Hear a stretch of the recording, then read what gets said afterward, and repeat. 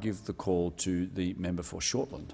Thank you, Mr Deputy Speaker. And this bill goes to the future of the healthcare system in this country, and I thank the contributions from speakers on both sides about the impact of this in terms of modernising payment schemes. Particularly, I do find it incredible that we're still asking people to pay by cheques or money order, dare I say. Mr Deputy Speaker, I'm 42 years old. I think I've never used a money order in my life. Thank you.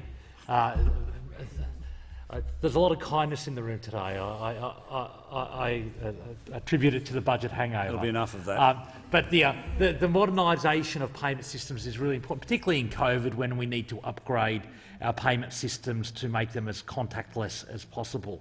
So I think that's very important. But as the Shadow Minister for Health went to in his contribution, particularly his second reading amendment, that looked at the broader issues that surround doctor training, workforce development, and I'm going to take this opportunity to make a contribution on those broader issues that are canvassed in the second reading amendment.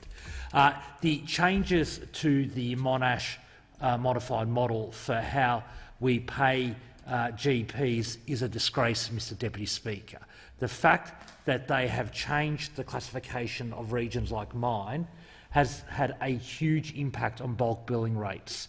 The cut due to the bulk billing incentive has had a direct impact in my electorates. For example, I had a roundtable last week with GPs where they reported that it's cut payments to GP salary by about $9,000 a year. And that's on top of the fact that GPs have had a pay freeze for many years under this government. This government is continuing to diminish the value of GPs, and by attacking their remuneration, making it a lot less attractive for GPs to actually train and go through the long process to become a GP. So we're seeing a cut in that impacting on workforce. On top of that, the implications for GPs are if they want to stay in business, they're going to have to increase the number of their patients that pay a gap. And in fact, I had GPs report to me that before the cut to the GP bulk billing incentive, they were running at about 80% bulk billing and 20% non-bulk billing, and that's reversed. They're now only bulk billing 20% of their patients.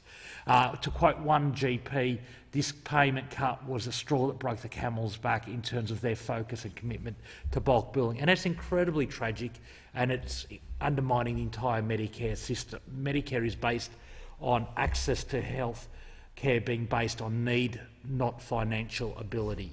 And it's incredibly counterproductive, Mr Deputy Speaker, because we canvassed this when this government launched another attack on Medicare, which was the attempted introduction of the co-payment, the $7 co-payment charge.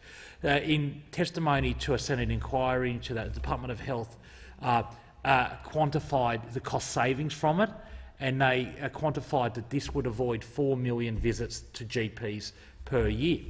And then that was able to be quantified that if just 1 in 50 of those people who avoided visiting the GP presented to a hospital emergency department, the savings would be wiped out.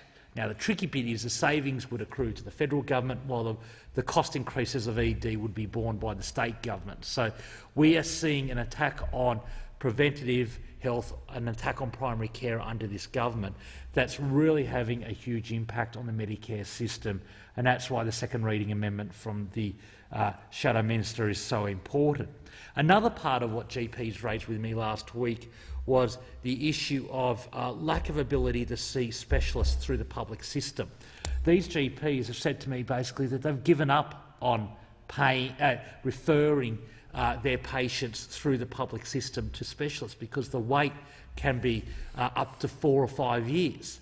And that's catastrophic, Mr Deputy Speaker. The most tragic case I heard was a 5-year-old boy who's been on the waiting list to see an ear, nose and throat specialist for 2 years. He's got constant ear infections, which is impacting on his hearing, it's impacting on his ability to learn, and it's leading him to be further and further behind his classmates. He's been on the waiting list for 2 years.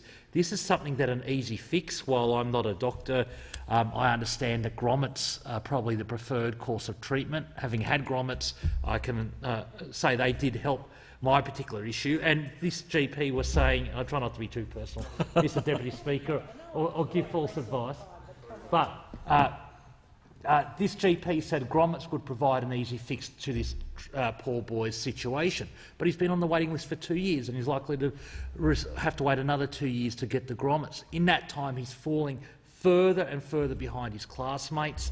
His potential to make the greatest contribution to our society is being diminished because of this, and ultimately I would submit that the economic cost of the loss of potential for that young boy's life from a pure economic point of view outweighs any cost savings from this government's continued attack on the ability of people to see specialists through the public health system. So, Mr Deputy Speaker, that was another issue raised in this particular forum. The third one, and I'll finish on the third one, is the issue of bonded doctors. And I've had a number of doctors come and see me really concerned about the incompetence displayed by the Minister for Health and the Department of Health in managing the transition of the bonded health system, bonded doctor system.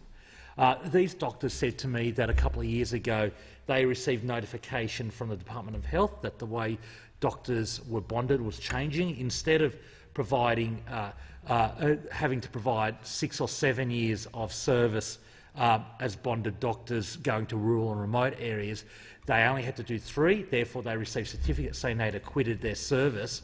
Now the Department of Health has come back to them and said that we've made a mistake, we're changing back to that. And by the way, for the 2 years where you weren't doing your rural or remote service, because we told you didn't need to, we're now going to go you, and you're possibly going to lose your Medicare provider number and a whole lot of other catastrophic things, which would mean that these GPs and other doctors wouldn't be able to practice for 12 years.